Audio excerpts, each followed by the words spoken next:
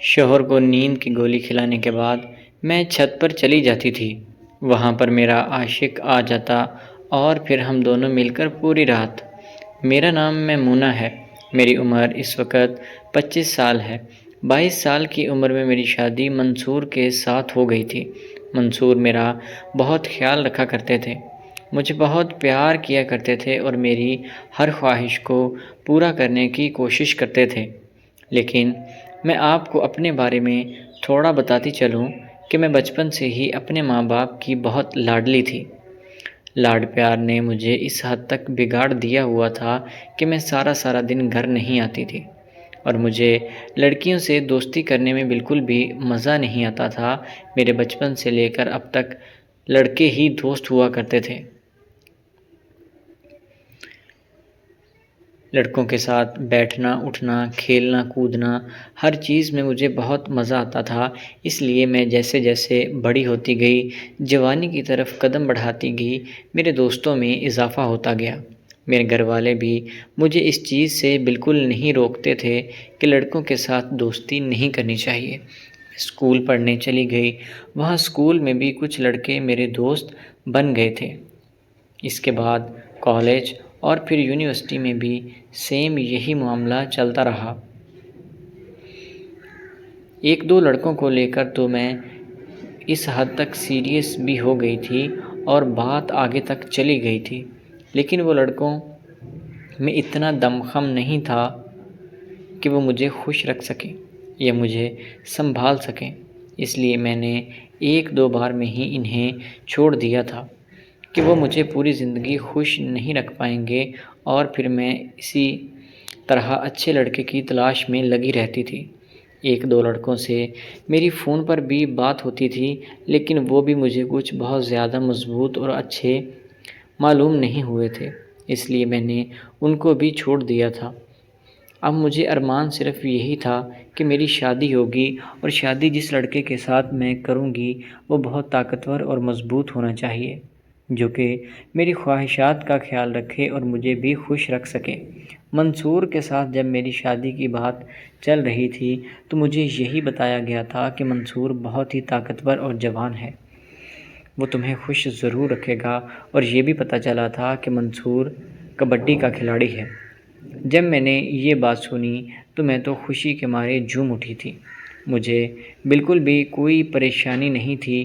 میں نے کہا کہ اب میری زندگی ضرور اچھے سے گزرے گی،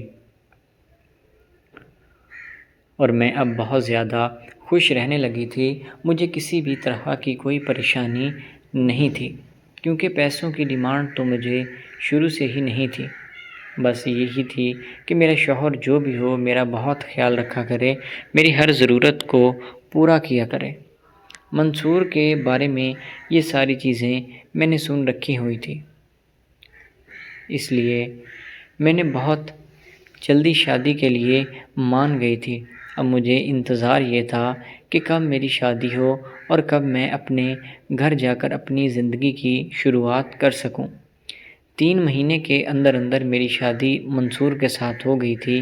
شادی کی رات میں دلہن بنی بیٹھی منصور کا انتظار کر رہی تھی۔ منصور آدھے گھنٹے میں آ گئے، اور آ کر انہوں نے مجھے کمرے کا دروازہ بند کیا تو مجھے ان کے انداز سے ہی پتہ چل گیا تھا کہ وہ بہت غصے والے ہیں، اور مجھے تھوڑا دب کر ہی رہنا ہوگا، اس لیے میں سیدھی ہو کر بیٹھ گئی تھی۔ منصور آئے، انہوں نے آ کر مجھ سے بات چیت کرنا شروع کی۔ تھوڑی دیر بات چیت کرنے کے بعد ہم اپنے معاملات میں مصروف ہو گئے تھے، اور اس رات جو میرے ساتھ ہوا تھا وہ میں آپ لوگوں کو کیا ہی بتاؤں۔ منصور نے معاملات شروع کیے، ابھی شروع کیے ہی تھے کہ ان کا معاملہ ختم بھی ہو گیا تھا۔ مجھے بہت دکھ ہوا تھا اور رونا بھی آ رہا تھا کہ یہ کیا چیز ہے جو کہ شروع ہونے سے پہلے ہی ختم بھی ہو گیا ہے۔ خیر، میں نے اپنے دماغ کو سمجھایا اور کہ شاید وہ تھوڑا نروس ہو گیا ہو، جس کی وجہ سے وہ اپنے پیروں پر کھڑا نہیں ہو سکا۔ خیر، میں صبح جب اٹھی تو سارے گھر والے مجھے دیکھ رہے تھے۔ میں اوپر سے تو خوش رہنے کی ایکٹنگ کر رہی تھی، لیکن اندر سے میں پوری ٹوٹ چکی تھی۔ میں بہت دکھی ہوئی تھی کہ میں نے کیا کیا خواب سوچے تھے کہ میں کیا کیا چیزیں کروں گی، لیکن میرے ساتھ تو الٹ ہی ہو گیا تھا۔ خیر، میں نے اچھے کی امید رکھی اور اسی طرح سے وقت کو گزرنے دیا۔ میں اس کو خوش رہنے کی بہت کوشش کرتی تھی کہ ریلیکس رکھوں، لیکن اس کے اندر کچھ بھی نہیں تھا، اس لیے وہ شروع ہونے سے پہلے ہی ختم ہو جایا کرتا تھا۔ اب میری فرسٹریشن اس حد تک بڑھ گئی تھی کہ میں لڑائی جھگڑا شروع کر دیا تھا۔ گھر والوں کو یہ سمجھ نہیں آتی تھی کہ میں لڑ کس وجہ سے رہی ہوں۔ اصل وجہ تو میری یہی تھی، لیکن پھر معاملات کچھ اس طرح کے ہو گئے کہ مجھے خاموش رہنا پڑا۔ لیکن میرے اندر جو خواہشات پنپ رہی تھیں، انہیں ٹھنڈا کرنے کے لیے مجھے کسی نہ کسی کی ضرورت موجود تھی۔ میں نے گھر سے باہر دیکھنا شروع کر دیا تھا۔ ہمارے محلے میں ایک میری سہیلی بن گئی تھی جس کا نام فرزانہ تھا۔ فرزانہ کا بھائی عامر کچھ دنوں کے لیے فرزانہ کے پاس رہنے کے لیے آیا ہوا تھا، تو مجھے وہ بہت اچھا لگا تھا۔ میں فرزانہ کے گھر چلی جایا کرتی تھی اور اس کا بھائی بھی وہاں پر موجود ہوتا تھا۔ میں نے کچھ دن ایسے ہی معمول بنائے رکھا۔ ایک دن میری اس سے تھوڑی سلام دعا ہو گئی، بس سلام دعا سے بات آگے شروع ہو گئی۔ بات بڑھتے بڑھتے ہماری دوستی ہو گئی۔ وہ شادی شدہ نہیں تھا، اس لیے اس میں انرجی بہت زیادہ تھی۔ میں نے اسے ملنے کے لیے بلا لیا۔ میں نے اپنے شوہر کو جلدی جلدی کھانا کھلا کر سلایا اور وہ دودھ میں نیند کی گولی بھی ملا کر اس کو پلا دی۔ میرا شوہر وہ پینے کے بعد سو گیا۔